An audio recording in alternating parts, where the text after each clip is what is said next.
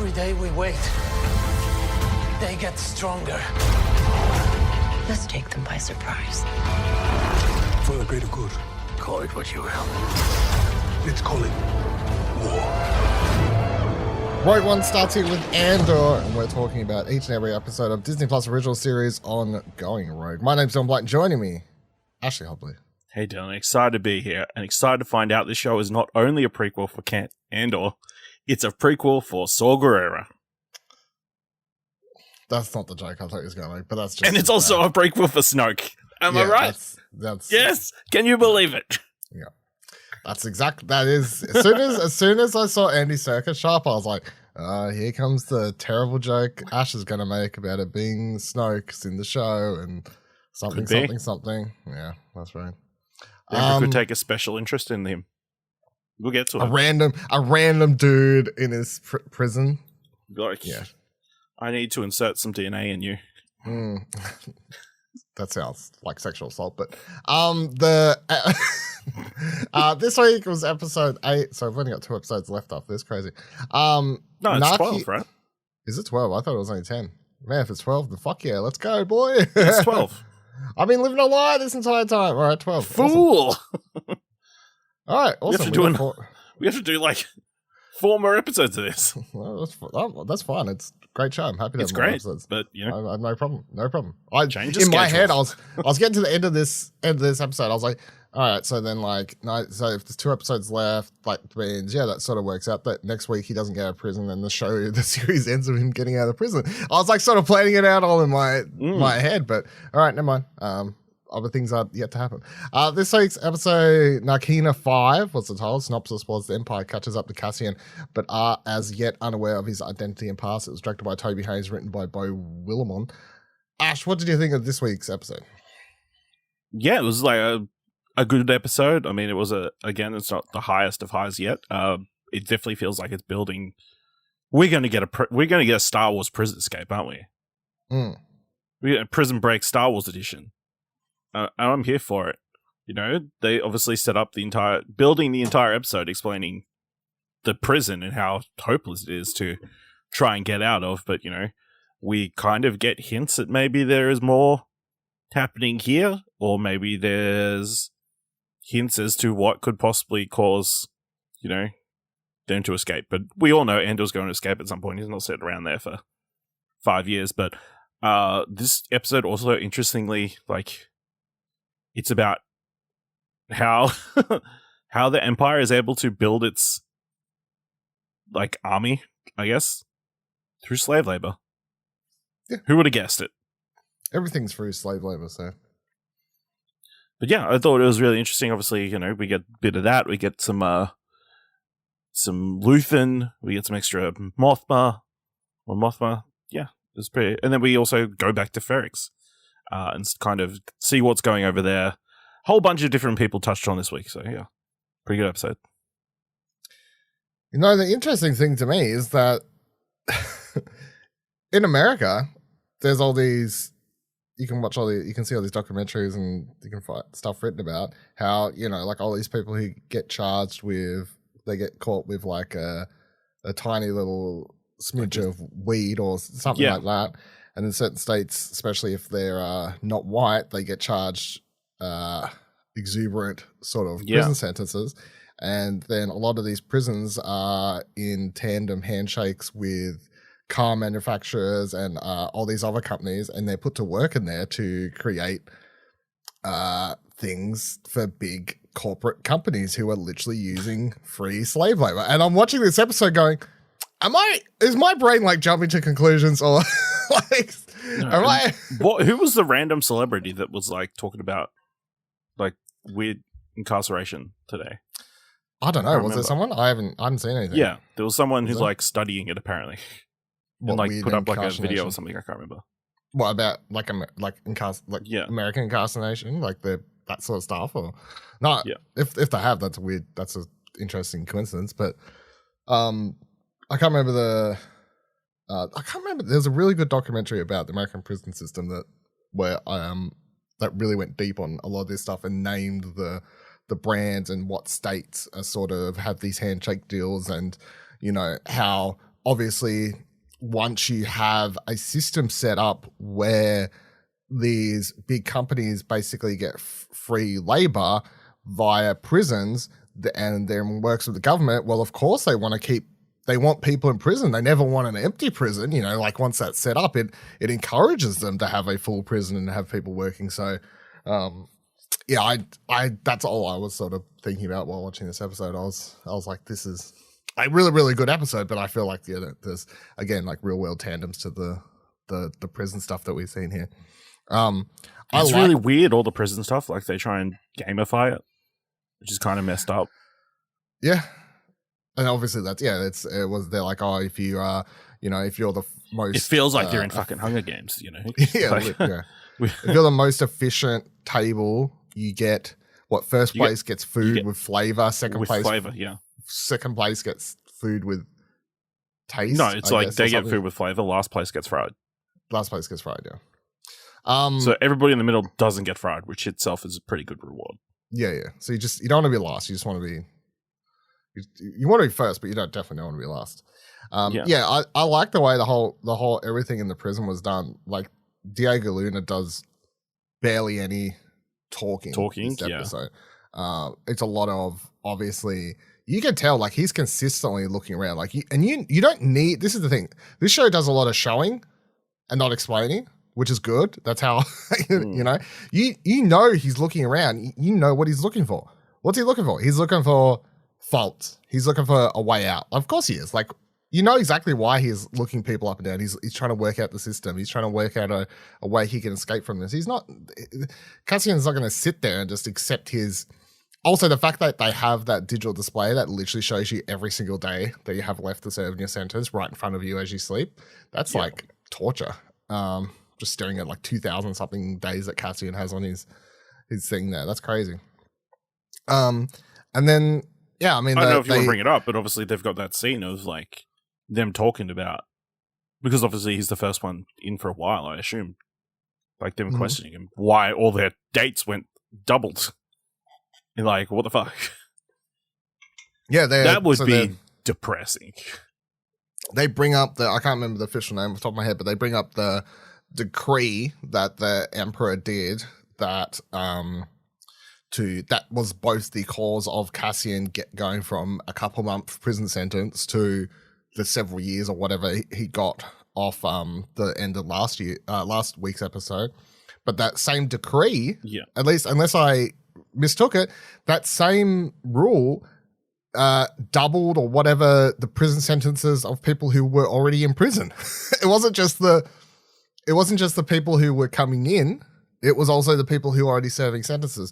So all these people he's now got to work with, of course, he wants to keep his secret because if the Empire finds out he's Cassian, they'll realize they've actually got someone who's wanted by the ISB. Like his name would show up, and of course he's using his fake name. But also if people found out what he had actually done, a lot of these people would be shitty at him as well, I assume, because he's the cause of them having to stay there longer. Now I say assume because I feel like I'm sure there would be amongst all of them maybe a few who could understand the bigger picture and, for the rebellion, that sort of thing.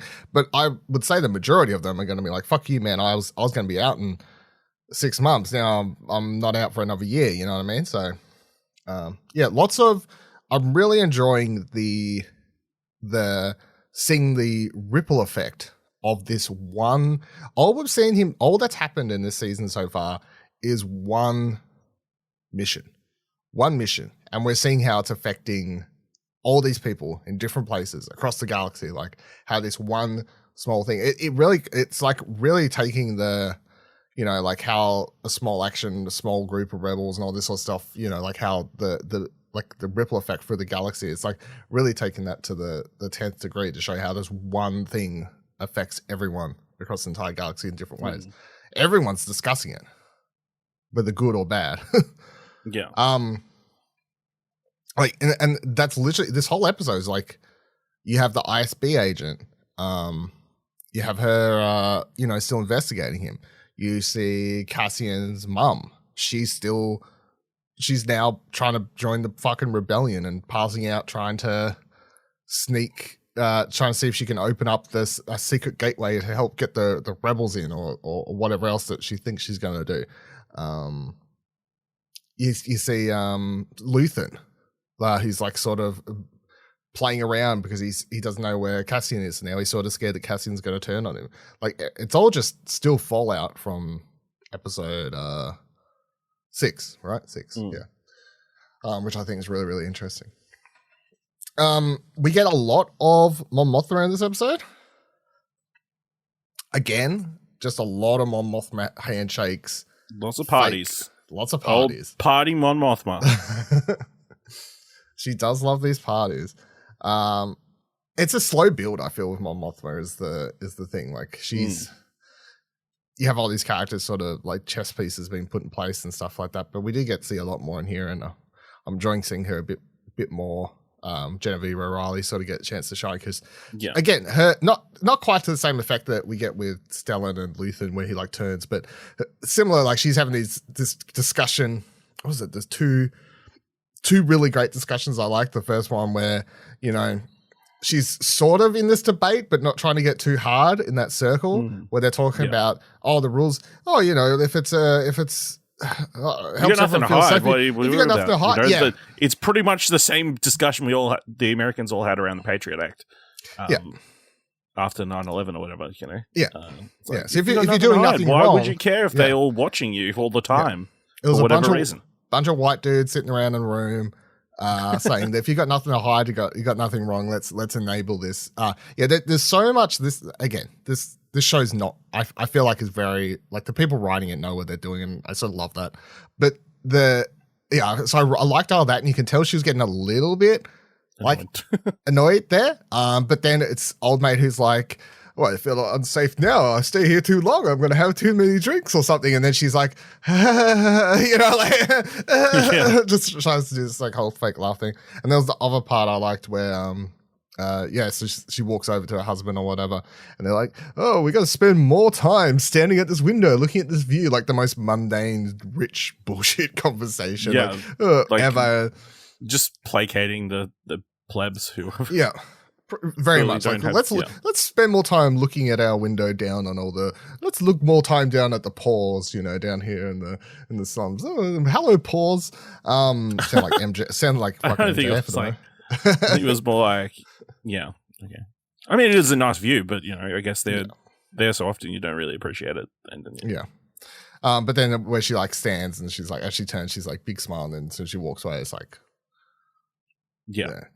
smile is gone. Well, that's because old mate's gone. She's worried about old mate and where he's gone. Yeah, she's like showing she too can do this whole playing two sides, two-face act of similar to, not quite to the degree of Luthen, of course, but still showing that she has that ability in her.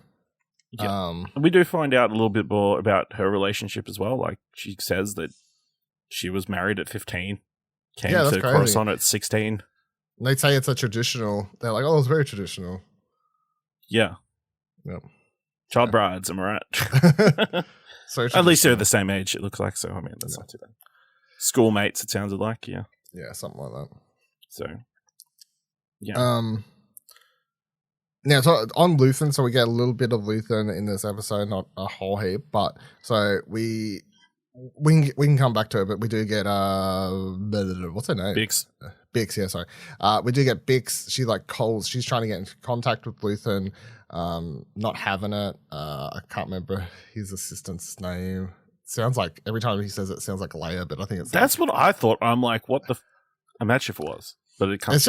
It's just a accent. It's the same as when he said "saw" later. It sounded like something like. He sounded like he said something else, but anyway, she's like, you know, I got to get your shit together. Like, we're not doing this or whatever else, and you know, you can tell he's a little bit worried about Cassian and not being able to find him and all these other sorts of things. But then he heads off to, I can't remember the planet, it's not too important, but heads off to, and we see Saw Gerrera for the first time in this series, which was a pretty interesting scene. I love the back and forth with them at the start.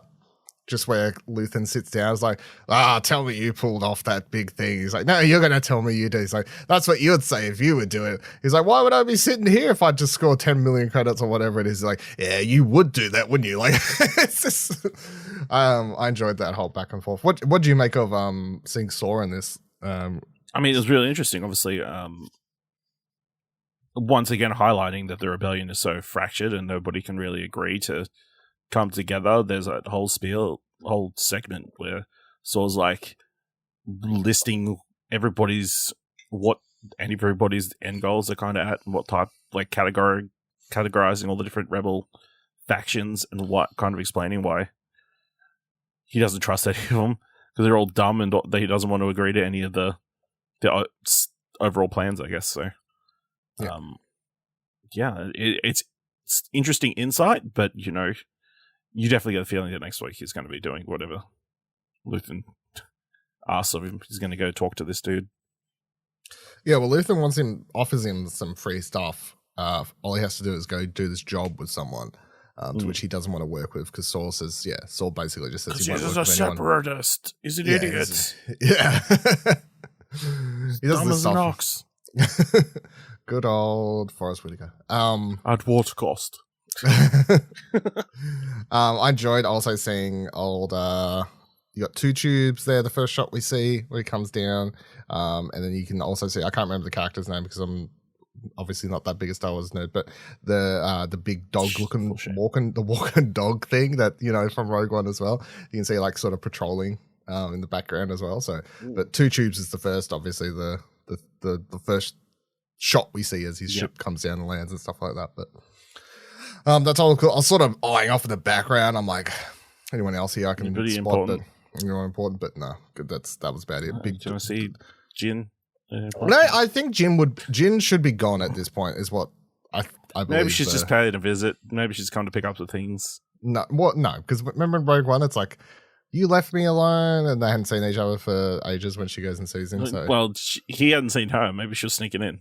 Yeah, well, okay. Yeah. Catching up with some mates. And what we just spot her in the background. Like, no one notices at all. We just spot. All right. Yeah. Jin, she's so focused. He's so focused on Luthen that you don't notice Jin sneaking in. Oh, God.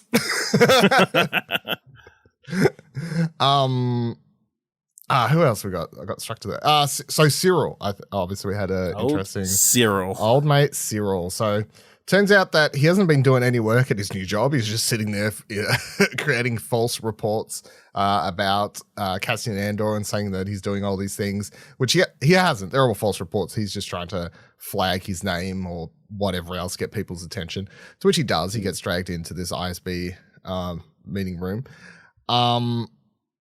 Sort of goes well, not exactly the way he wants, but not the way he wants is pretty much. It doesn't go bad. I feel like if he had got someone else, he doesn't get shot in the head or anything.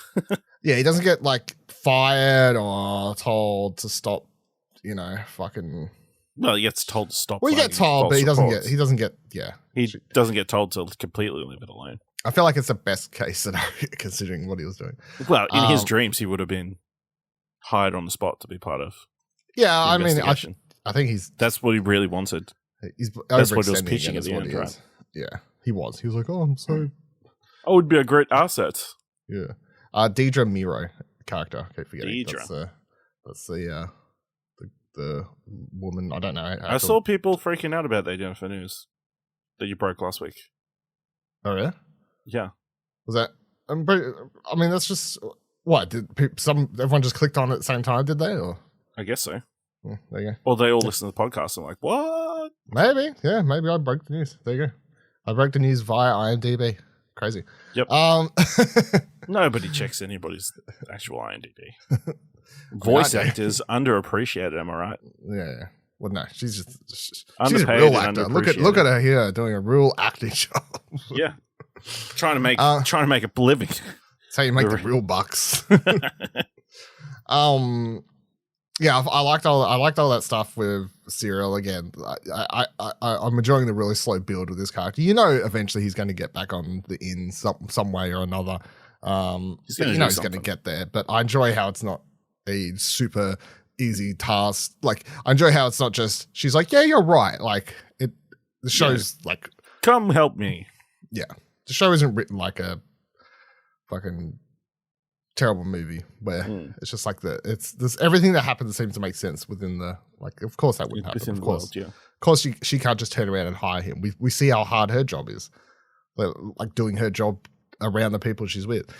So the other thing we get with Dedra, it's Dedra, so get Dedra, I guess. She does have like a meeting where she's like sort of pitching to, I guess, to hire like her boss's boss, because he's got one extra pin thing on him, about the case, about the potential of this rebel alliance and stuff. He seems to not really give two fucks at all, to the point that she stops at one point to be like, "Are you even listening, mate?" And he's like, "I'm listening." I'm like, don't seem like you're paying too much care to what's going on at all. But I like how the other dude, old mate from Game of Thrones, is at least backing her up now. So, who else did we have this episode that I forgot? Oh, of course, all the stuff on Phoenix. On Phoenix, yeah. So we get Bix, we get old mate, the friend. Paco, I want to say. Paco, something like that. It definitely starts with B. Brasso? Is that it? Maybe. So they're all like looking out for Cassian's mum, and then across the road you've got Vel and Cinta, who are just chilling out, being told to, of course, they're trying to track down Cassian via instructions from Luthen. And yeah, they're in the right place. Like, I guess when you have no idea where someone is, like maybe just watch over his mum's house. Whoever's closest to them, yeah. Yes, seems like as good as an idea as you're probably going to get for that. But again, those two characters had a really interesting scene because Vel's clearly in love with her 100%. Yes. Vel's looking for love, and Cinta even says, the cause comes first. I told you that from the out-go. Like, Cinta is way more. It's funny because Vel's the one who's in charge, and and everything like that. But Cinta is Cinta's like, I'll drop you. I will drop you at drop. If it comes down to it, if it comes between if I have to kill you to further the cause, I will kill you. Pretty much, basically what she said. So, yeah, that was a interesting. But then she holds her hand. Come on, it's mixed messages there, am I right? Well, she never said she doesn't like. She's well aware. Like, she just says that, she's like, I told you from the outset. It's the mission, the cause first, and you second. So, is the line? You love me because I show you what you need to see. Yeah, I'm a mirror, I think she says. Yeah, you look at me and you see a mirror, or something like that. I don't know. Yeah. Anything else from this episode? I mean, Vel leaves at the end of the episode. Yeah. Or is like taking one of those ship things. Yeah. I mean, the prison, again, crazy. Yeah. That, again, is practical. It's all, they've built these sets. These crazy sets with all these people. Like, a ton of extras. It feels like fucking... It feels very different to anything Star Wars, weirdly. With like the very clean whites. Can't think of anything that's... Maybe a few things. I was about to say, there's definitely been places that are all white. Yeah. They're all Empire sort of related stuff, so I think that's the thing. But and the bare feet thing. I'm like... Well, they got that. It's like they've got this certain type of material. Metal that they just shock the metal. So they're wearing, everyone else that works there is wearing these like protective shoes and everything. So yeah, but at the start of the episode, I'm like, what the hell? It's like, why are they? Yeah, and I like how again, why are they making them take off their shoes? Is this another like foot fetish thing, or why the fuck would you think that? That I've been trained by other television the last few weeks. I like how it's shot and put together too, because again, like even though this episode has Cassian talking not much, but you see them walking down. They show the shot of the shoes. They show a shot of Cassian clearly. Yeah, when he's being held up and doesn't. You know what he's thinking. Other guard. He's thinking, piecing together all that. There's other little things like there's the guy doing sign language. Yeah, sending sign some language sort of out the message door to somebody. Yeah. Whether I feel like there's some sort of rebellion within the prison. They're all planning and plotting. Yeah. That's why they were kind of asking about stuff. Yeah. As well. So, next week, jailbreak, right? The problem is that Cassian was like, I've never heard anything about this and all this sort of stuff. So he doesn't make it easy for people to invite him into any potential rebel activity. So if he manages to escape, it's going to be a byproduct of a bunch of other people. Yeah, go for it. My guess is whatever job Sorga and that do. They said take out. You think it's going to be that plant? lucky? You think it's going to be that lucky? Fuck, that would be lucky. Or Luthen's going to be that unlucky that Cassian's going to be taken out of a cell when he was like completely off the board. Do you know what I mean? I don't know. I feel like if Saul does the job, that'd be like a crazy coincidence. Yeah. But I was just thinking if they are, because I don't understand. Like I don't know sign language. So I know someone else on the internet is like yes, it's picked up what they're doing. Like, do you want pineapple on your pizza? And we're like, fuck, that means nothing. It's like, I got fried again today. It's fucking sucks. Yeah, it was actually just like nothing. But if there is like an outbreak, I would assume that Cassian's going to have nothing to do with it, and it's just going to be he's just going to take advantage of it and manage to sneak out. Yeah, and just get lucky again, which I feel would fit with what's happening. But I got a feeling that he needs to go back to Phoenix, right? Based on how everything's being built. I presume so. And then runs into... someone's going to kill his mom. That's how it's going to end. Yeah. It's going to be super sad. We need that last. You need that nail to push... In the rebellion. Towards the... rebel. What do you reckon happened to that book that he got off? He was given from old mate from the mission. Oh yeah, I don't know actually. I guess it's maybe in his house on that planet that he just got taken away from. Maybe with his stuff. Maybe like I'm sure he has stuff there. He had stuff hidden away. Remember all the money and whatever else in that chest above the shower. So maybe it's in there. Like anything. Someone's would surely have taken that by now. It's been. I assumed she was a tourist there, right? That's what you're saying. Tourist, so he's staying at a hotel. Yeah, possibly. Someone's going to find that. Could still be there. I don't know. Some maid. It's not a spot that most people would check, I guess. That's the whole idea. I guess. Also, Luthen's assistant is Claire. There you go, Claire. So he's Silent K. Yeah.